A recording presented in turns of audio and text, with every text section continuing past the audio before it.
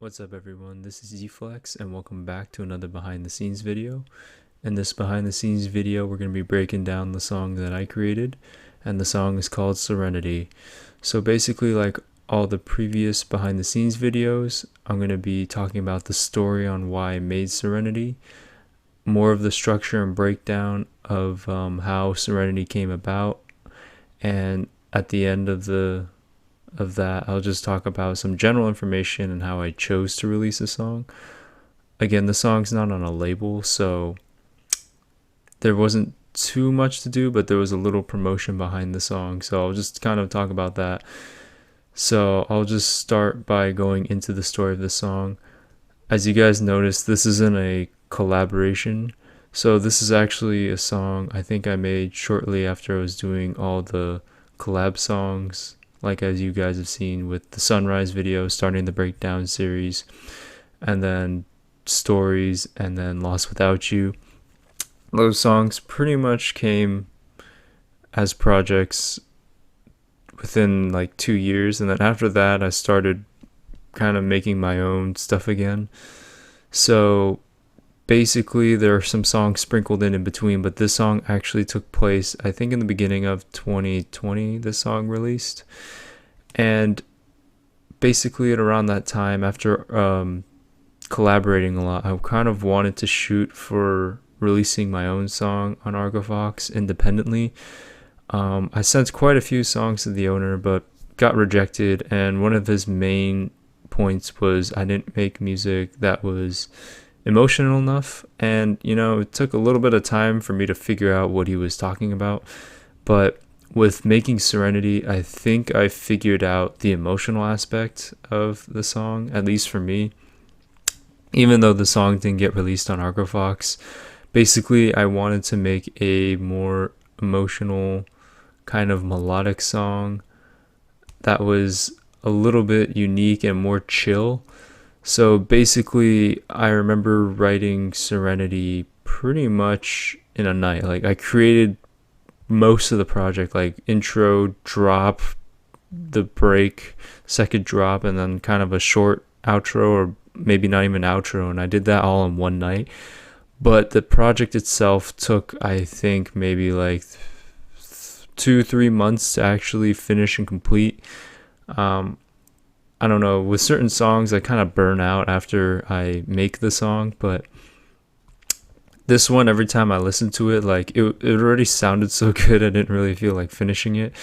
But I eventually did end up finishing the song, so it was a successful song that didn't sit around for about, I don't know, 4 or 5 years sometimes, because if I don't feel the inspiration, even though like I start working on a project right away or within like a month or two, usually the project sits for a while and I'm not exactly sure how to execute it until maybe later on when I feel like working on that project. So luckily Serenity didn't sit in the to be worked on or work in progress file folder for a really long time.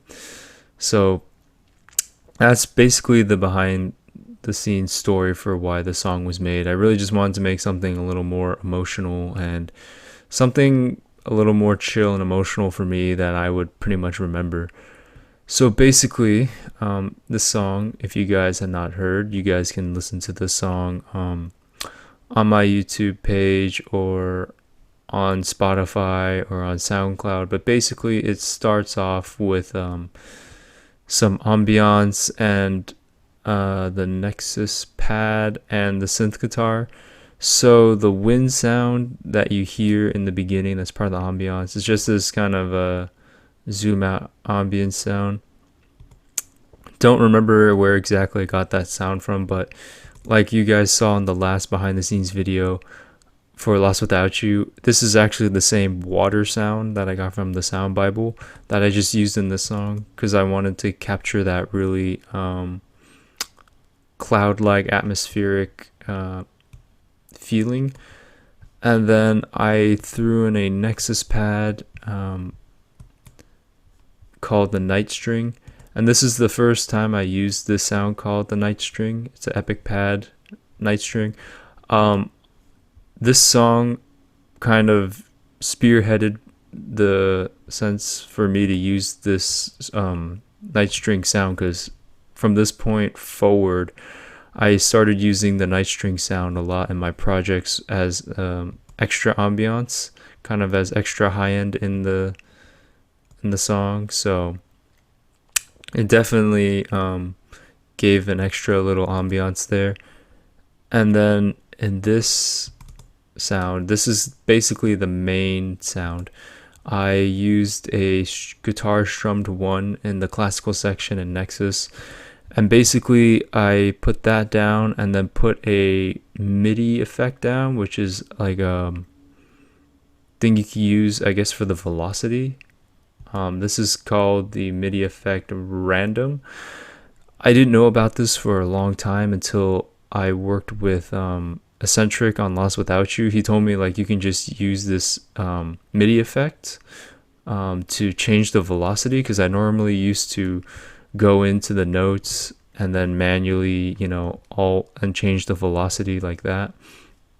But he told me like a simpler way to do it is to just throw a MIDI effect onto the channel where the sound is, and then that should help with the note velocities and stuff. So that was a interesting trick and tip that I learned from Eccentric that I didn't even know about for so many years, because I'd seen the MIDI effects but I never knew what they were actually for. So basically that was what I utilized fully in this song, because this was the project after Lost Without You. So again, that was another thing I tried to spearhead into my future projects. And the random MIDI effect, I like to use that more with like melodies, bass lines. I don't like to use it as often with pads, because sometimes with the pads you need more consistent notes instead of like random velocities, I guess you would say, to make it more random. Like I need the velocities to be more consistent. So basically that's it. As you guys will hear in the intro, there's some volume changing and then there's some filtering. So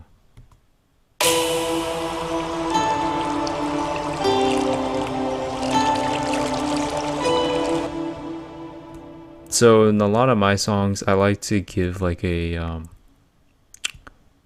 bar or 2 bar gap, just to kind of have like a intro sound. Sometimes it's a whine, sometimes it's a white noise. So I have like a whine and a white noise kind of just starting off the song. I used to start songs right at 1, but then when you play it, I don't know, it just kind of cuts off that first kick sometimes. So I like to give a little bit of a break in between the intro of the song with a little kind of uplifting intro type sound. So basically we go from there and we move kind of into where the bass kicks in. Bass pad, I guess you'd call it. It's not really the bass, but the bass pad. So this is the first time I actually used this third-party plugin in any of my songs.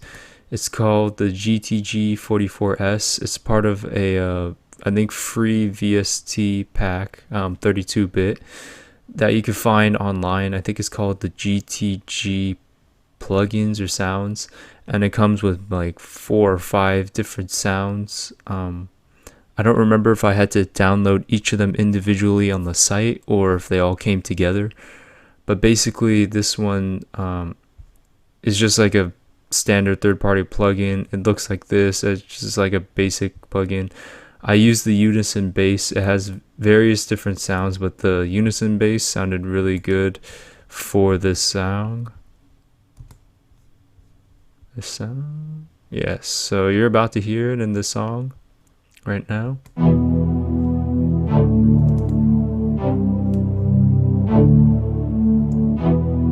So it just plays a chord progression, and the song is in the key of E. So basically it just plays the chord progression, but it was a really like full sounding sound. And I basically just had the that playing throughout the song, just kind of coming in and cutting out, and I don't think it cuts out until the very end, so it kind of does a reverse structure towards the end of the song. But basically I have that playing kind of as the bass, but kind of more like a low pad, I guess you would say. So basically that plays out, and then the percussion comes in. So the kick I used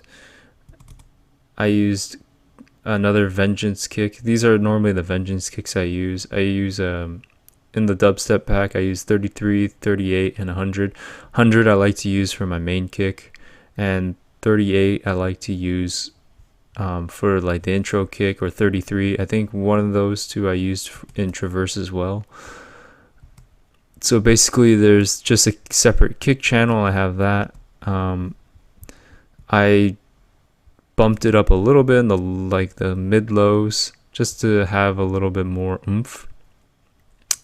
And basically I have the percussion section, and this section's a little interesting. I gave a bump in the mid sections, but I also did give a cut in the kind of mid-low section, just to give it a cut there. But basically it's fully loaded, basically with, you know, hi-hats, snares, rim shots,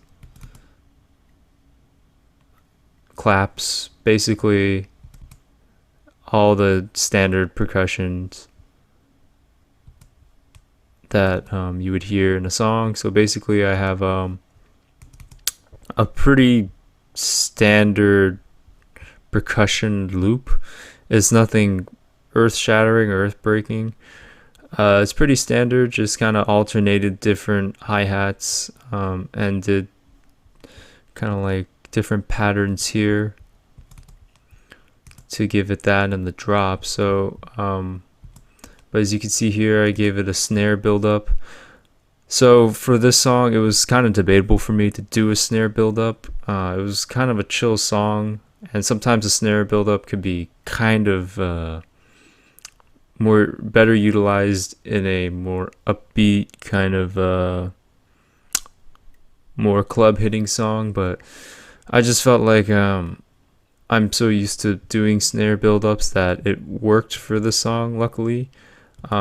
If I were to make a future chill song, I'd have to really consider doing a snare build up, because again, that doesn't always work.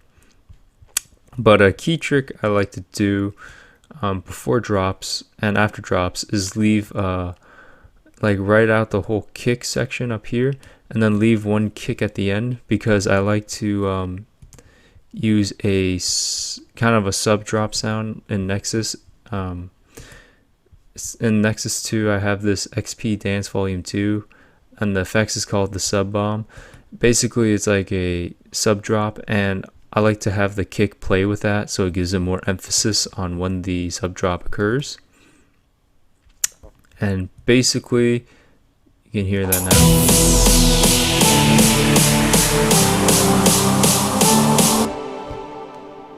So you heard the sub drop occur when the kick happened. It's real faint, but it's a nice addition to have when I'm making the song. It's kind of, I notice it when I don't have it, versus when I do have it, I don't always notice it. So it's better to not notice it than to notice it, at least for me. So in my build-ups, normally I have my Razer playing.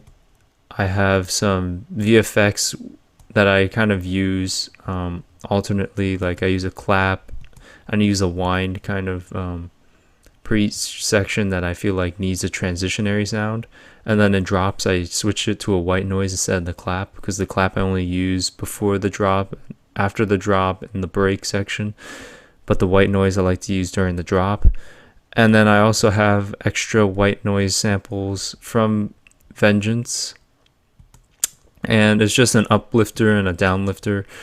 Nothing too special, but it just gives it a little extra tension and build up to when the song drops. And you'll see pretty much these sound effects being used in most of my songs.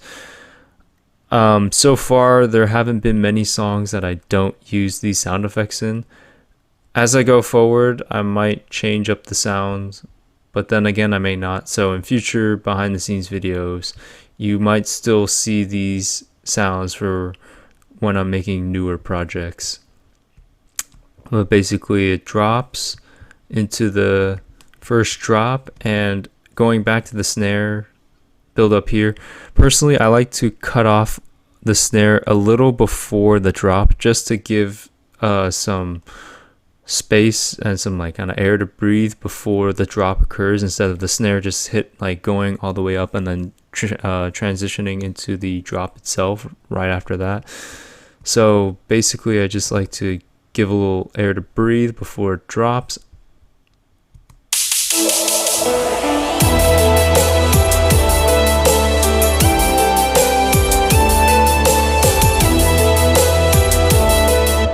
So basically, this song I tried to model after my song Airwalk, and you guys have recently heard the re-release of Airwalk, but basically in Airwalk, Paperwolf and I wanted to have a piano play all the time in the background of the song. Like the piano starts at the beginning of Airwalk and ends at the end of Airwalk, so it plays throughout the whole song.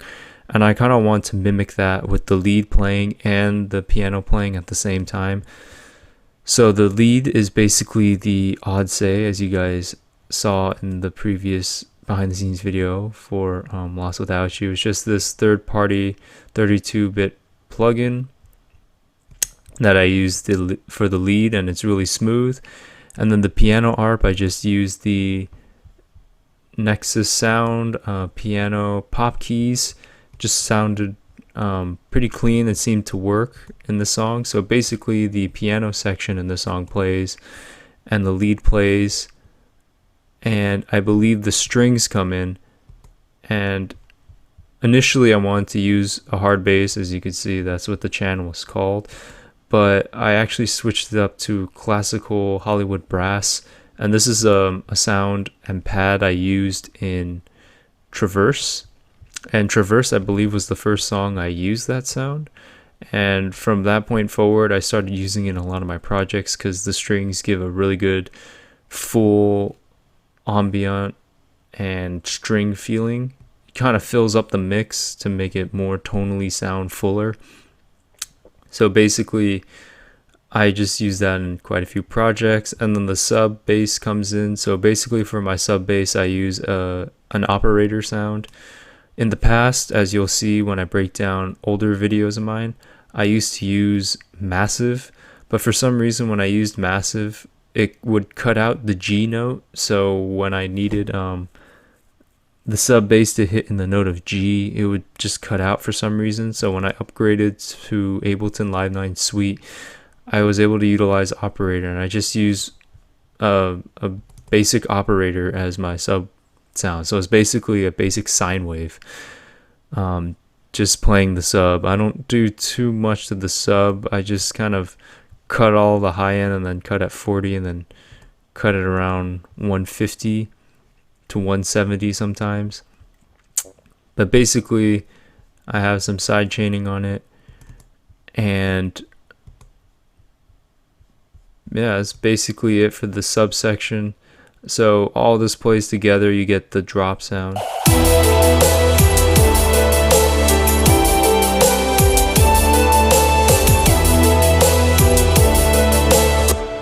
As you can hear in the first drop, it's pretty clear, like the balancing act for me between the piano and the lead was one of the hardest parts to balance with the ambient sounds, but those two are pretty hard to balance because it's almost like two sounds in the same frequency range that are pretty much playing together. So balancing those two sounds were pretty tricky in this song. And you'll see in the second drop, it also gets pretty tricky as well. So after the first drop, we go into the break.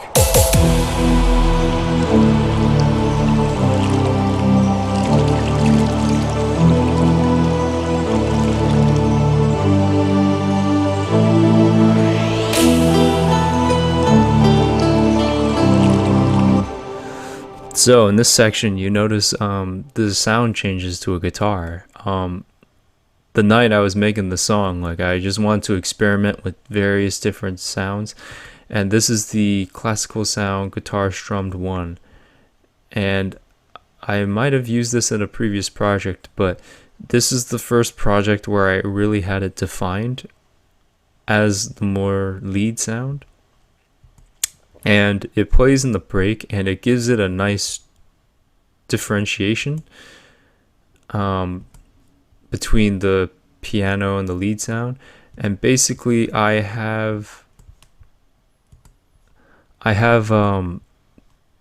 4 different channels. So basically 2 channels are the guitar strum sound 1 playing the chord, and then I have also the guitar playing the kind of lead melody.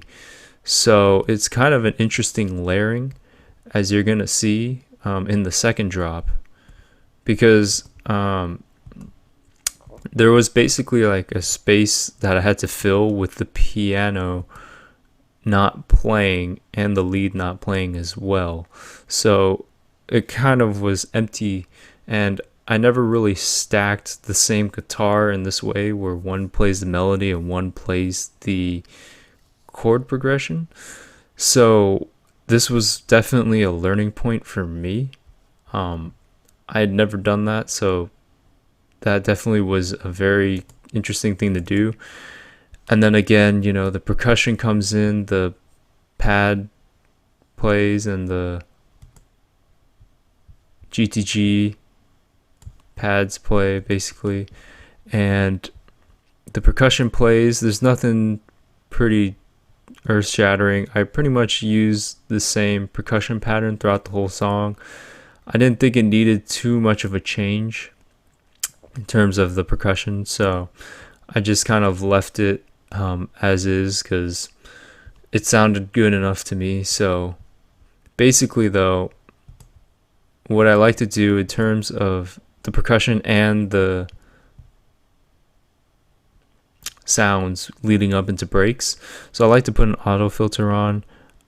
I believe this is a high pass filter. So basically I like to high pass starting from low and go up to high. I like to do that for the snare and the sounds building up into the drop.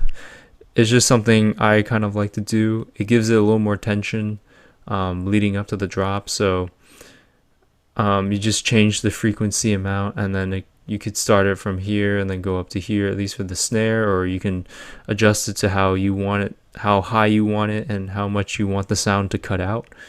But basically I like to do that for the synthetic guitar sound. All the pads, I don't really do that for sub sounds, because normally I don't like to have the sub play before the drop happens, so it gives the sub a bigger impact when the drops do hit.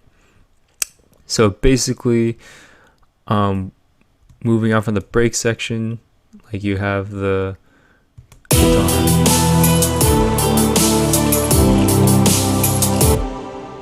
You have that playing, and then it builds up, and then it goes into the drop, the second drop, which is I think the more unique drop, and this was probably the hardest drop to balance. As you can see, the piano arp comes in and the lead comes in, and then halfway through this drop it transitions into the synth guitar. So that was one of the trickiest transitions I did, because as I mentioned before in the break, the piano and the lead weren't in the section, so there was issue filling the space. So I had to fill the space somehow with the guitar. The guitar by itself wasn't enough to fill the space, so basically I had to layer the 2 guitar 1 guitars together, and then I added another guitar, which is the guitar strum 2 guitar, which is right below it in Nexus. I basically had to lower, not lower, I had to add that in to give it another kind of layer to the song, so it matched to be as full as when the lead and the piano plays. So as you can hear, I'll just start from here.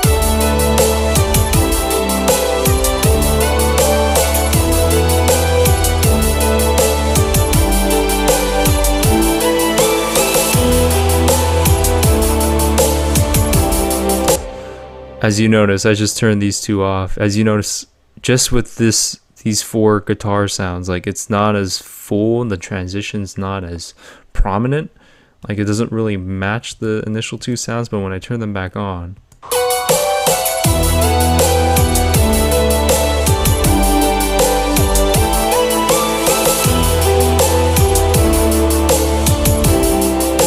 like the lead itself for the guitar is more prominent and kind of matches the same volume level and fullness as the lead and the piano are playing at the same time. So basically I wanted to kind of match those two in terms of volume and fullness, and that was a tough one to achieve because that was a pretty hard transition to figure out. But once I did, luckily I was able to do that. And after that, the outro isn't anything super special. It just basically is the reverse of the intro, but I don't have any percussion playing. So it's just is the guitars outroing, and I have the Nexus pad, and the pad cuts out, the string just cuts out at the end of the drop, and the wind and the water sound just plays. So it kind of outros a little bit differently with the full guitar instead of just the one layer of the strum guitar, but it outros basically with the wind sound and the water.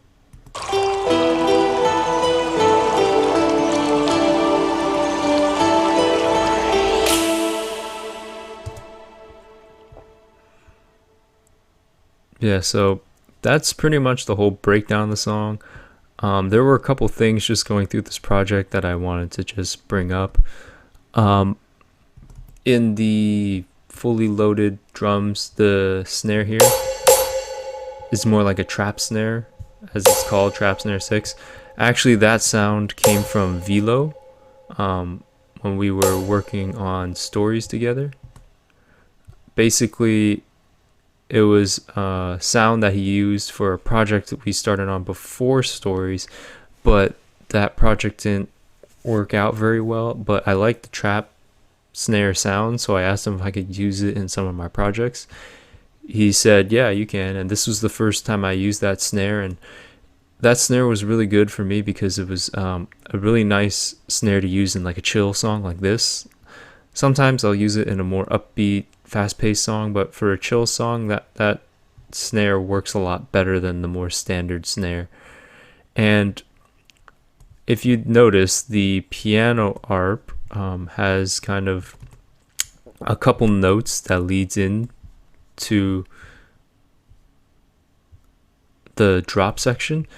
Now, this is a technique I learned from an old breakdown video of Dads in Space from Stephen Walking. But basically, he said in that video that you want to put in a couple notes so it transitions into the lead or whatever you're going to introduce in terms of instruments instead of just kind of starting off straight. So I did that for the piano. I added a couple notes before the lead even started to give it a better transition, but I didn't do that for the lead, which looking back I probably should have. But for me, that just gives it a better intro into the section. So intro like that versus like the lead where it just starts from the root note right when the drop starts. While that's not bad, sometimes like a couple notes in the beginning of the next instrument you're introducing could be pretty good. So overall, that's Serenity. This was basically the master chain for Serenity. Just an EQ, a mid-side EQ, a limiter to boost it up a little bit in terms of sounds, and just a spectrum for me to see the different frequencies when I solo tracks and when I just want to see the overall kind of spectrum of what the audio wave and song looks like. So basically, that is the full breakdown of Serenity. Hopefully you guys learned something from this breakdown. But now I'm just going to go into how Serenity was released. So basically, I put a lot of time into the song. I thought the song was going to be released on Argo Fox, but the owner of Argo Fox said it was good, but it wasn't quite fitting for Argo Fox, so that makes sense to me. So basically I self-released the song, but I sent the song to the promotional channel Yume, which I had Stories and Lost Without You promoted on. And luckily Yume promoted the song, and that was huge because that was the first song I'd made on my own promoted on a channel. So it wasn't a collaboration with any other artists, it was just a song I made on my own that I basically had promoted. So for me, that was a big milestone. I hadn't had a song that wasn't a collab that had been on a promotional channel to this day even. So that's why I kind of like Serenity.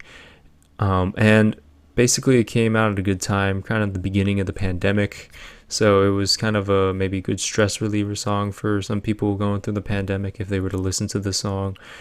And basically I would say it was one of my more successful independent releases because it hit a promotional channel. So overall, the song was a success, and it was the first really emotional song I had made since Airwalk, which I'll get to Airwalk in a behind the scenes video in the future. But basically, I hope you guys like this video. I hope you guys learned something from this video.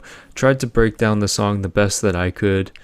Some things I remembered, some things I don't, because when I produce music, it's kind of by muscle memory or by a pattern that I pretty much set, or a workflow I pretty much set. So it all seems pretty standard to me, but to someone maybe new watching this that wants to produce, or someone that's already a producer, might have forgot certain things. So if I did forget anything, just let me know in the comments. But otherwise, like this video, subscribe if you like these behind the scenes videos or my music. And other than that, that's all I have to talk about today in this behind the scenes video.